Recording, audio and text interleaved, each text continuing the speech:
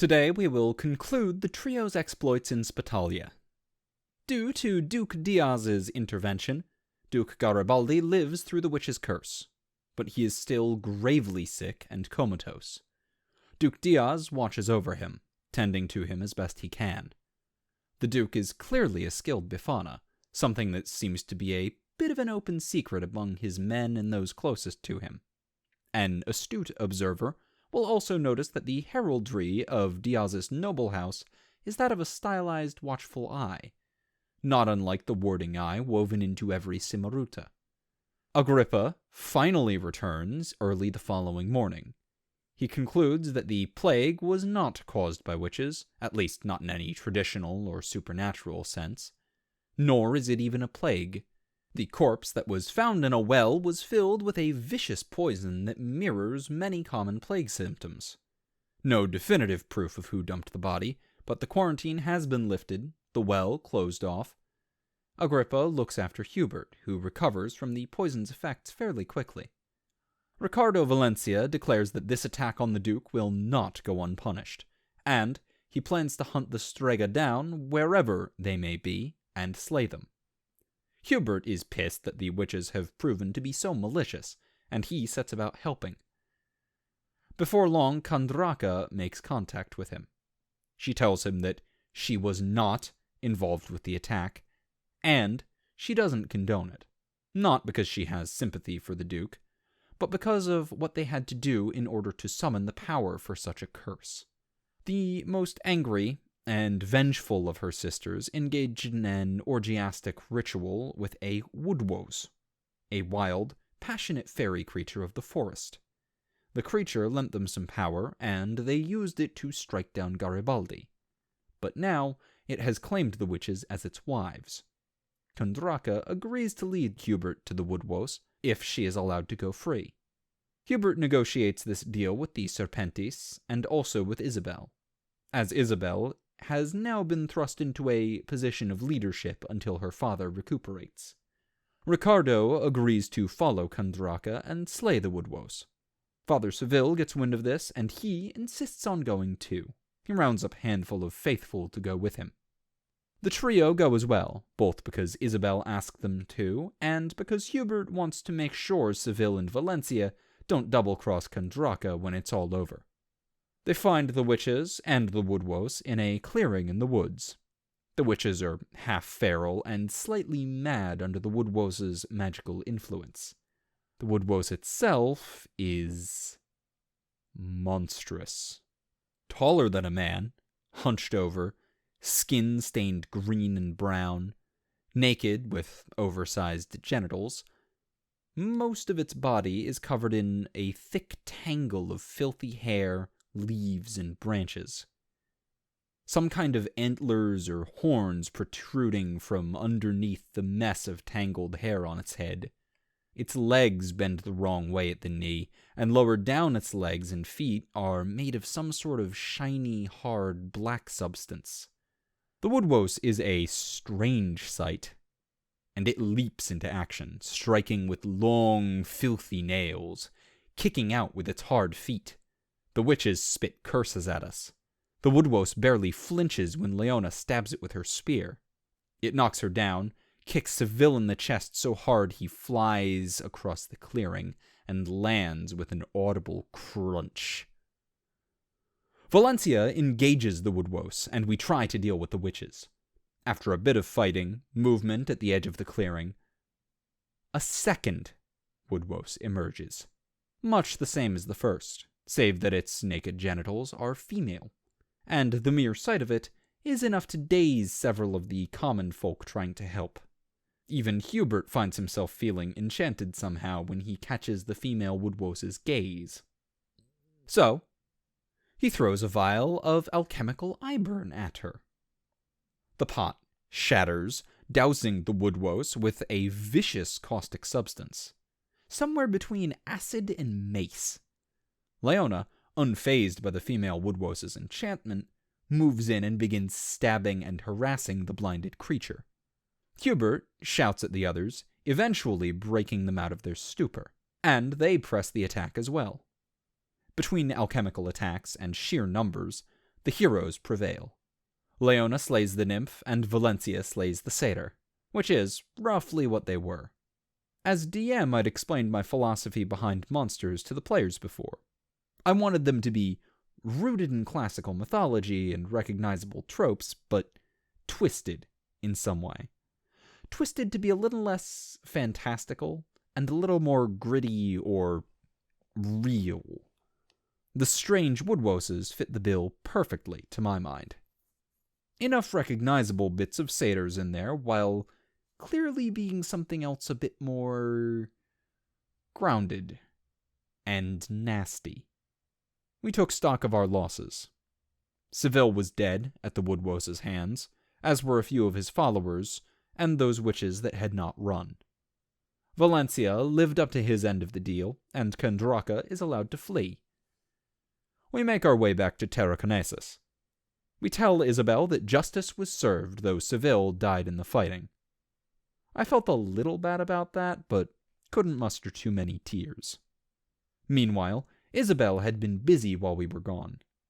Diaz had warned her that he did not know when, or even if, her father would properly recover. So, she had stepped up. Some of the previous night's assassins had been interrogated. Marpetanian again, but they had a man on the inside.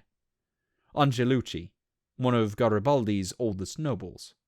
Apparently he had hoped to seize power when the Garibaldis fell, and forge some sort of alliance with Mauritania against Peltiberia.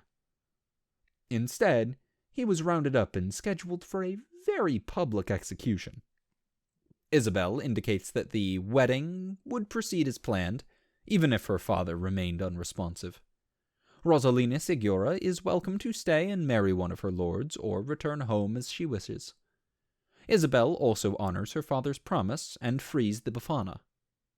We discover that Nunguio is the likely candidate to replace Father Seville as head of the church and convent in Tarraconensis. Overall, Hubert's impressed at how quickly Isabel seems to be growing up, and how easily command comes to her. Then, when the trio go to her room to speak to her, they enter before she does. And Hubert stumbles across something surprising. A mask.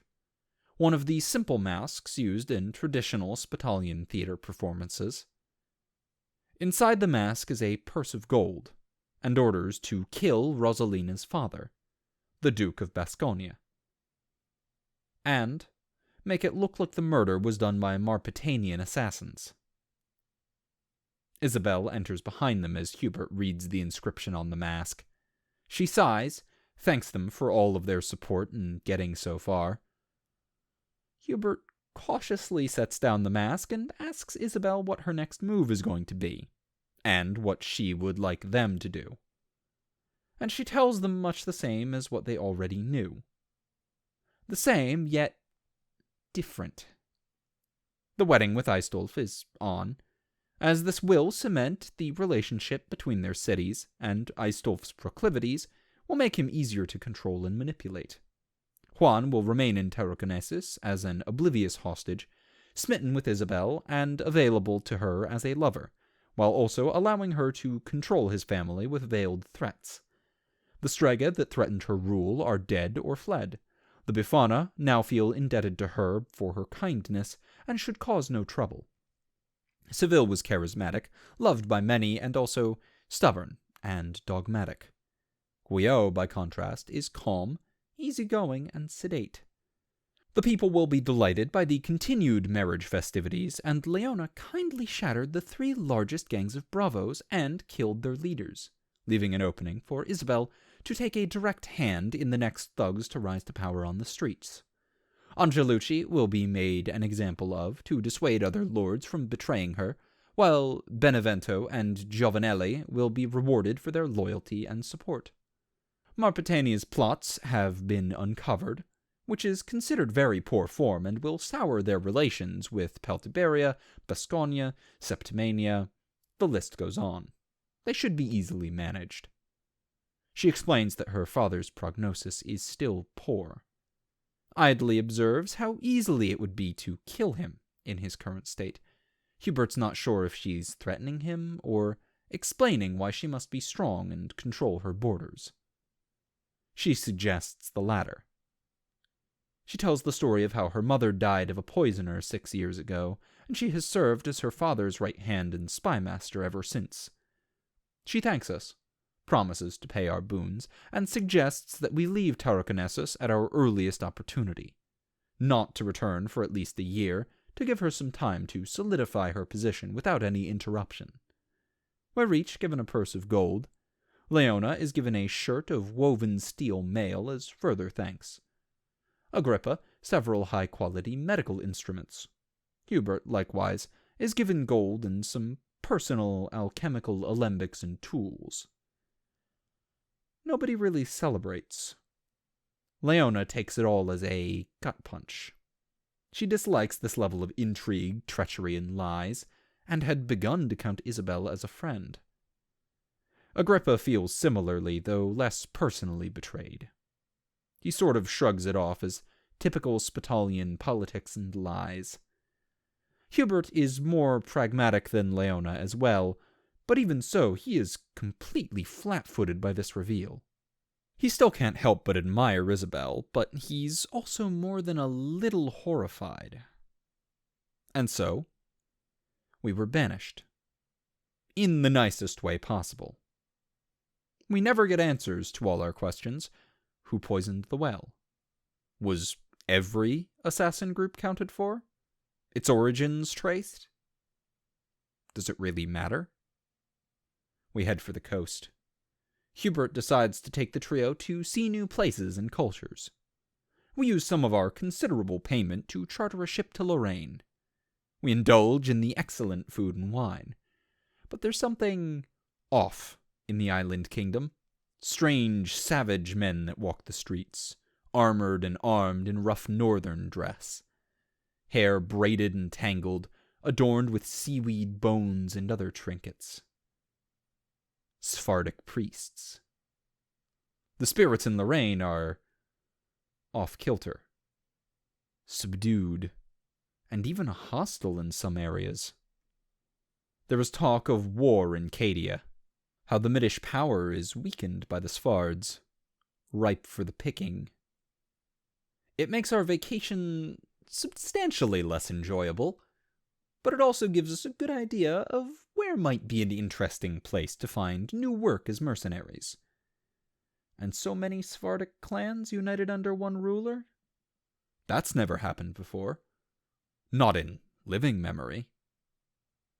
It sounds fascinating.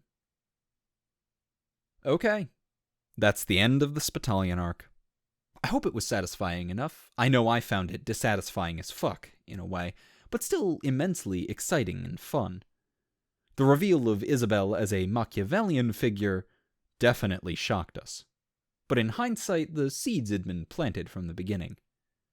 We transitioned to me DMing at the end there, as I planted the seeds of Sephardic corruption in Lorraine, which is something I'd already had planned. And now, the trio will appear in Arcadia during the next bout of Steelshod hiring. So, next time we pick up with Alexander and Yoren. Thank you for tuning in to Steelshod, a series by Mostly Rights, narrated by Tailforge.